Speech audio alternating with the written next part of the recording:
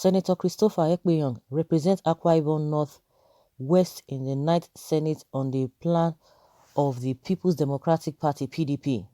The former deputy governor of Akwa Ibom State in this interview speaks on many national issues, how Nigeria has fared 21 years into civil rule, the nation's economy and the situation of the Niger Delta region, among others. This is 21st century of Nigeria's return to civil rule. In your assessment, where are we? He said Nigerians of good conscience have to evaluate each administration on what they have done to sustain the democratic government. It is not how many years, but what each administration has done to improve standard of living, job creation, poverty eradication, good roads and transportation system, food sufficiency, quality and functional education, and so on. For me, we had 16 years of effective democratic rule by the party I belong to, that is the People's Democratic Party (PDP). But then Nigerians said they wanted change, and when the All Progressive Congress (APC) government took over power, they promised us that we are going to be taken to the next level. We are still looking forward to getting to that next level. In terms of improving the economy, they told us that they were going to make sure that the exchange rate component, dollar to naira rate, is reduced. People were thinking that magic would be done by President Muhammadu Buhari, but unfortunately, their hope was dashed because as at today, naira is exchanging for nearly 500 naira to $1 in the black market. The said PDP was borrowing too much, and today Nigeria is still borrowing and even more. Now, the president is seeking approval for a fresh loan of $5.5 billion from international development banks and financial institutions, the IMF, World Bank, Africa Development Bank, and the Islamic Bank, to cushion the effects of COVID-19 pandemic. So what has changed? He said, Nigeria is still a monoproduct economy. That is why we are always borrowing. It is surprising. Surprising in the sense that we had thought that with the emergence of the APC government and the change, they promised Nigerians that issues of diversification of the economy would have been put into practice, that the agricultural sector, solid mineral sector would have vigorously pursued, that corruption would have been a thing of the past. We were told that if we didn't fight corruption, corruption would destroy us. But it looks to me like the president has allowed corruption to fight back.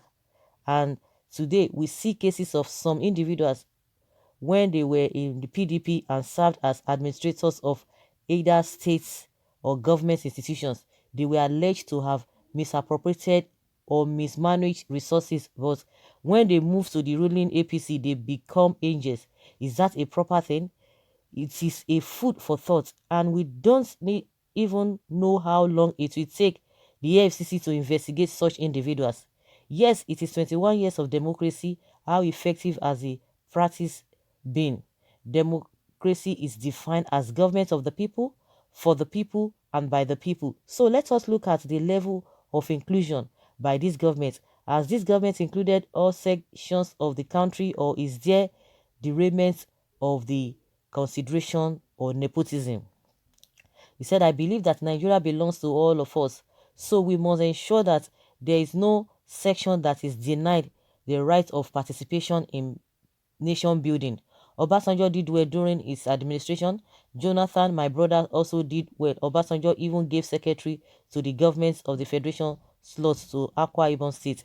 Since this government came, I am yet to see anybody who is from this section of the country that is in the kitchen cabinet of the president.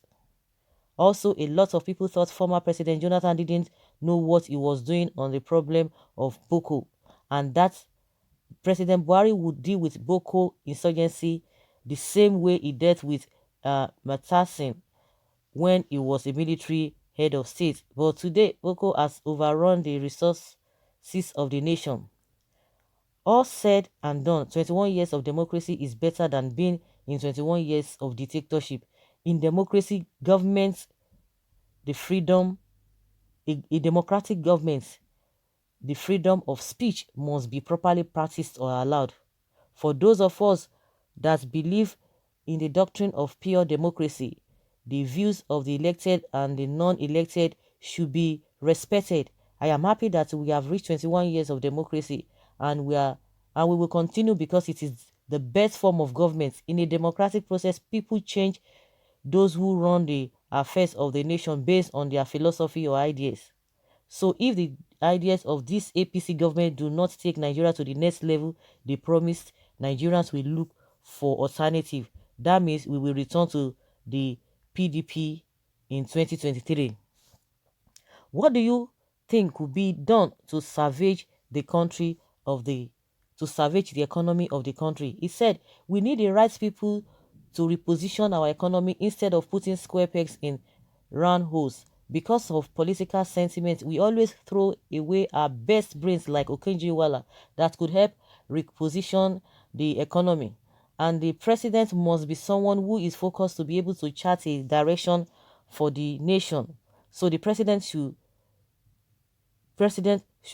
uh, to tell us where are we going in education, agriculture, industry, and so on. We are not seeing that happening yet. We have not seen that happening yet. That is the truth. It's supposed to give us direction where to go. Nigerian government must be honest and holistic in its approach in ensuring that during the post-COVID-19 era, we are able to reposition our economy. And the diversification of our economy is important. Agriculture is important. Also, we have to define mining and not to continue to talk about the hypothesis of mining every day.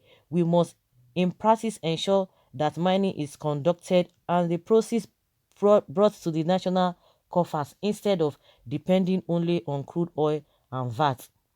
So we should think of the gold in Zamfara, the tin ore in Plateau State, the uranium in Borno. We have also ensured that we start now to harvest the bitumen that was found in Ondo for many years. Also, we must ensure that states are given the opportunity to develop at their own pace.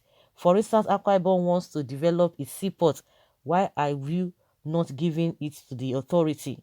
A state wants to build a refinery, you don't give them the opportunity, as all they are doing is killing the desires of any state that wants to set up, to get up.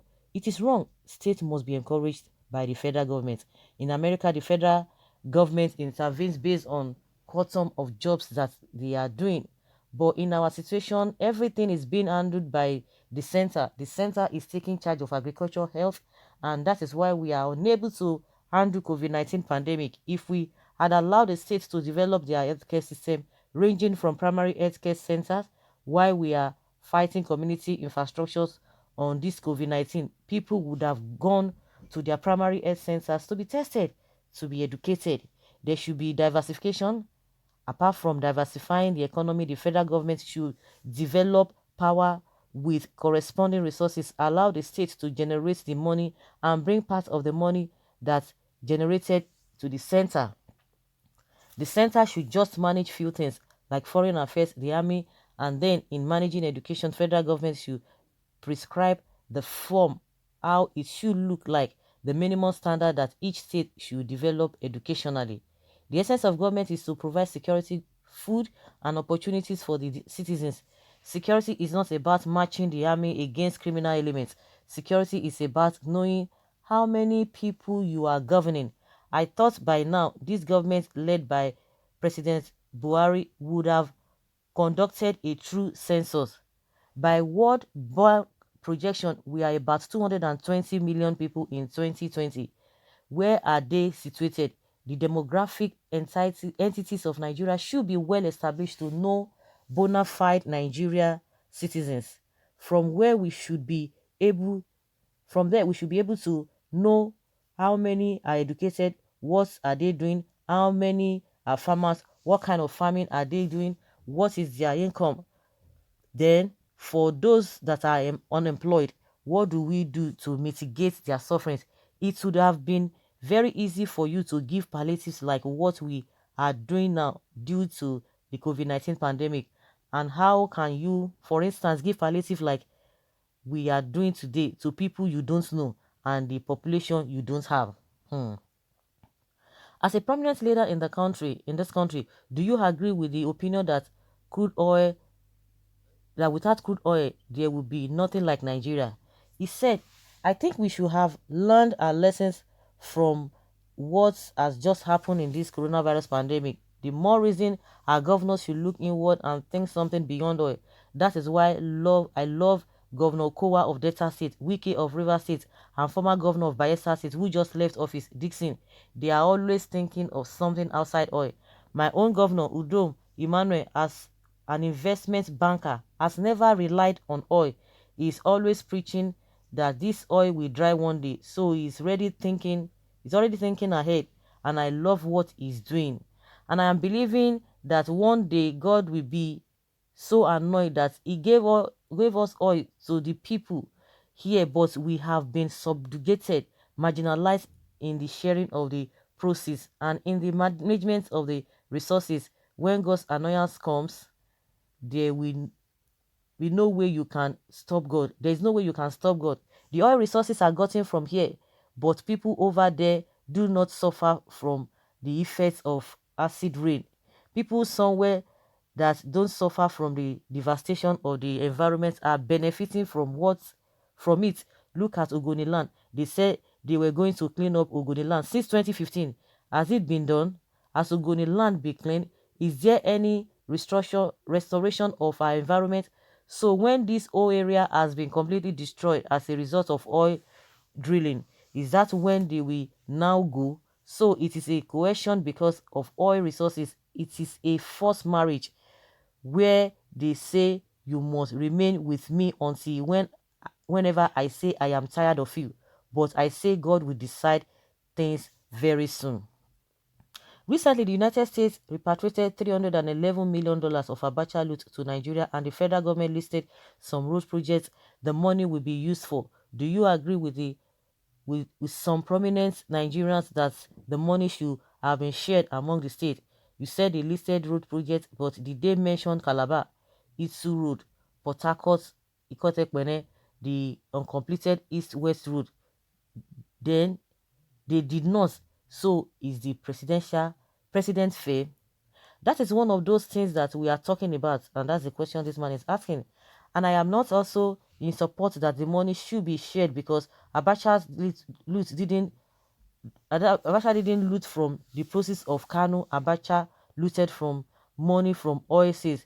The people who suffer from the negative impact of oil exploration, acid rain as a result of fled gas, what is their benefit? So the president has to show statesmanship by ensuring that equity prevails in spreading such money that he has recouped.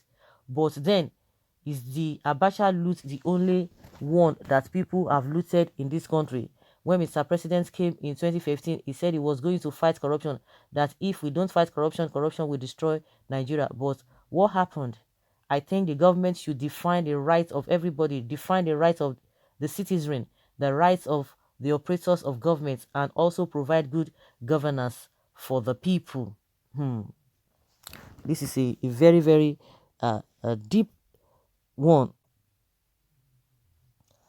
Okay, do you see lessons from COVID-19 bringing about restructuring of Nigeria's economy? You said a lot of people are afraid of restructuring. They think that when we talk about restructuring, it is to dismember Nigeria. Even if it comes to that level, why should we be afraid? The heavens will not fall. Most of nations of the world that did that, like Ukraine today, are they not surviving? Ukraine came out of Russia, Republic of Croatia, from Yugoslavia. Why is it that in Nigeria we are so afraid? If you want to restructure Nigeria now based on regions, some people will not allow that. For instance, South, Southeast were together before independence. It was in 1967 that they brought the issue of state creation, and the essence of state creation was to give strength to live your life, grow at your pace as a state. But I have not seen the state living their lives. They still carry plates to Abuja to be fed. So if we are talking about restructuring, let every state grow at its own pace using whatever available resources that it has. For instance, if you can produce potato and onions, go into such production, produce them well to grow your economy. So guys, let us hear your opinion concerning what this man has said. He has said many things. Please leave your comment below and let's have your own opinion concerning this. Thank you.